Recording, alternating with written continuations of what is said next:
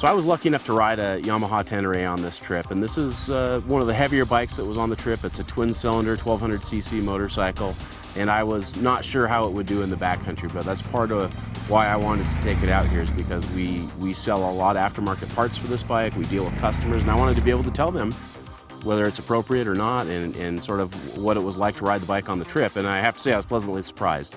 The ABS is something that you cannot shut off on this bike, and I expected that to be a problem. I was really concerned about it. Not a single time in 750 off-road miles did I really feel like I needed to shut it off. The brakes were always there. It digs down through the gravel, it stops. In fact, I got very comfortable on it. I could ride it fairly fast. We were riding with some good riders on some really good bikes, KTM 990s and R1200 GS Adventure, and this bike was right in there. The shortcomings for the bike is it's heavy, as is the 1200 Adventure, and it's got a little bit lower clearance than some of the other bikes. So on most of the route, it was absolutely not a problem, but when you got into things where it was water bars at speeds and things where the 990 guys can kind of jump it, it isn't the type of bike that you really want to launch into the air. And on really rocky things, you could feel the rocks hitting it on the bottom. Fortunately, we have a really good Touratech skid plate on this one, and so it protected it. The bike was flawless. It ran perfectly the whole time. It has traction control, which is kind of interesting. In sand and in really steep, loose rocks, I preferred to turn the traction control off so that you could just give it everything it had to kind of scramble your way up. The rest of the time I left it in either the first setting or the second setting. The first setting is very limited wheel spin, so as soon as it starts spinning, it shuts off the power for a second.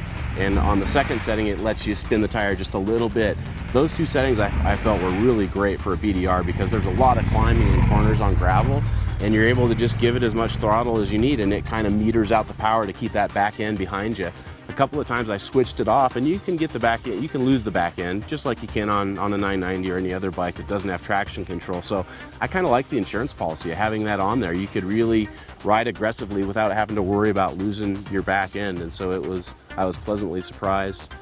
And on the street, man, on the paved sections, on the twisties, we were able to ride some Butler Maps G1 rated stuff, so the best stuff that you can find, and the bike was a blast. It was so much fun. It's got a low center of gravity, very nimble. I mean, it's got a little bit of sport bike DNA, and it was really fun to ride. So I think for a lot of people, it's a really good bike. It's not the ultimate backcountry discovery route machine, but it's something that is very handy on the street, two-up, street touring. It can do everything, and on a BDR, heck yes, it's totally capable, and you can have a lot of fun on it like I did on this trip.